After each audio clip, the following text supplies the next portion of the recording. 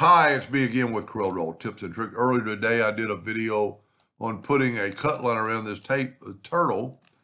And when the person saw it, then he wants to be able to, or they, I'm going to quit saying gender. I get so many emails. They want to put a contour lines so it looks like real shells, but not on the fins and stuff, just on the shell itself.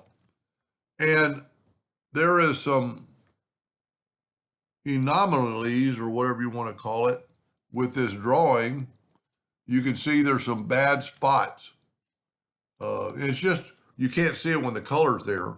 So my suggestion to him would be to take the virtual segment delete key and delete that inside one. But it's still gonna, well, I'm gonna show you here in just a second if this is maybe not all one part. Well, let's go up to group, and ungroup.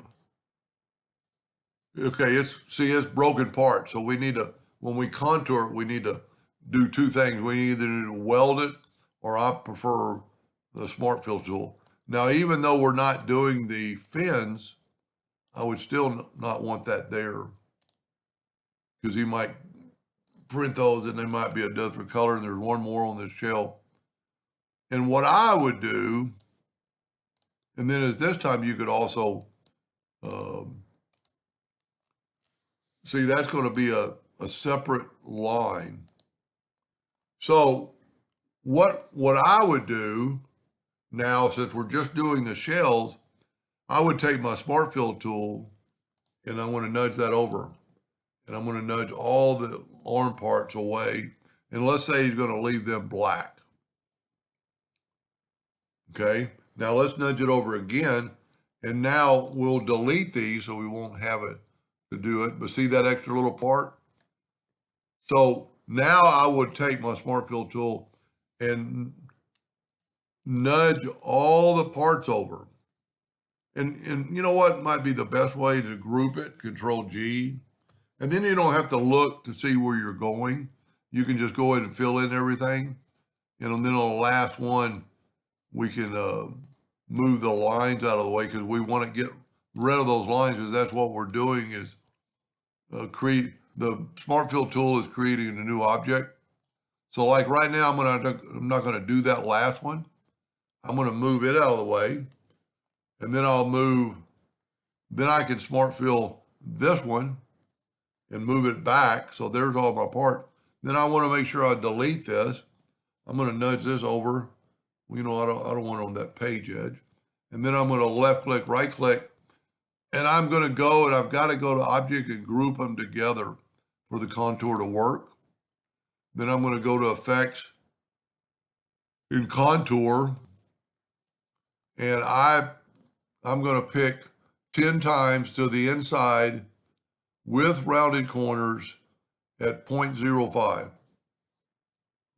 Okay, it changed. It only went to 1. There, no. Why is it only going to 1?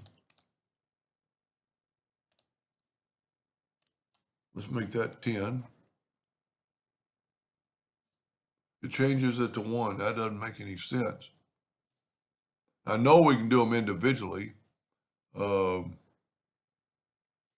know what? Let's go to the center. Look at that. Now, some of them don't have enough room to do the 0.05, so let's just do like 0.02. And look at that. Now, my suggestion, and I would maybe clean up some of the ones in the center, and you could very easily do it. Now, this is a contour, so you could go up to object, break the contour apart, and then you could actually move some of these separated lines. Well, you still have to ungroup it. Whenever you can't touch anything with a shape tool, it's because it's part of a group. And see, this is still another part of a group. Contour tool does that. So you could ungroup all, and now everything's done.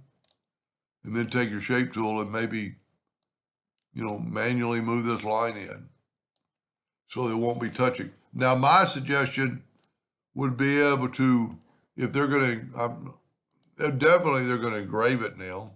I would vector engrave this. So I'd make something Well, you could even make it a hairline. And let's just do it. Let's say here's our turtle. Where's our outline? See, I'm nudging the whole time. So let's get rid of everything else and let's put it in our laser bed. This is how I would do this. I would take the red hairline, I don't have it, and move it out of the way. I would take the fin, the head, and the tail, whatever, and then I would go ahead and group this together. And I would run this as a vector job and use like 100 power at 50, 60, 70 speed. It's going to, maybe not. Maybe you could print this or you could engrave this.